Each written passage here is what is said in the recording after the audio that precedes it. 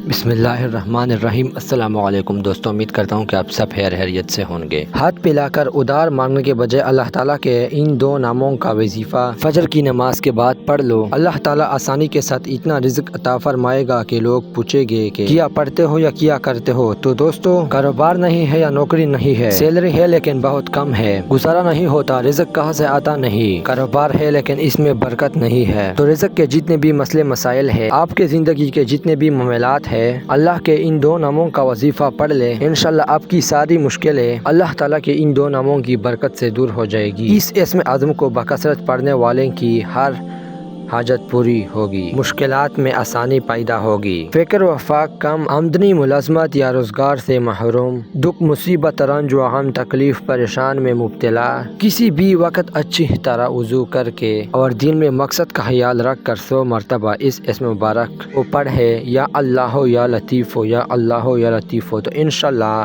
کامیابی ہوگی۔ صبح فجر کی نماز کے بعد 100 بار درود شریف پڑھے اور 100 بار یا اللہ یا لطیف پڑھے۔ یا اللہ کے اس نام میں جلالت ہے اور اس کو اسم اعظم بھی کہتا ہے، یا لطیفوں کو بھی اسم اعظم کہتا ہے۔ اس کی لطافت یہ ہے کہ بعض اوقات بندہ یا رزاق کو پڑھتا ہے تو اللہ تعالیٰ بندے کو رزق عطا فرما دیتا ہے، لیکن یا لطیفوں کی پاور اور طاقت یہ ہے کہ جو بندہ یا لطیفوں پڑھتا ہے تو اللہ تعالیٰ آسانی کے ساتھ رزق عطا فرماتا ہے۔ یا لطیفوں اللہ تعالیٰ کے خوبصورت ناموں میں سے ایک نام ہے اور اس کا مطلب ہے نرم۔ احادیث کی روشنی میں اللہ تعالیٰ کی صفت یا لطیفوں کا ذکر متعدد روایات میں ملتا ہے۔ حضور نبی کریم صلی اللہ علیہ وآلہ وسلم نے فرمایا، نرمی کسی چیز سے نہیں ہٹائی جاتی سوائے اس کے کہ وہ عیبدار ہو جائے، اور اسے کسی چیز میں شامل نہیں کیا جاتا سوائے اس کے کہ وہ خوبصورت ہو جائے۔ ایک اور حدیث میں نبی کریم صلی اللہ علیہ وآلہ وسلم نے فرمایا کہ اللہ نرم ہے اور نرم کو وہ دیتا ہے جو سخت کو نہیں دیتا۔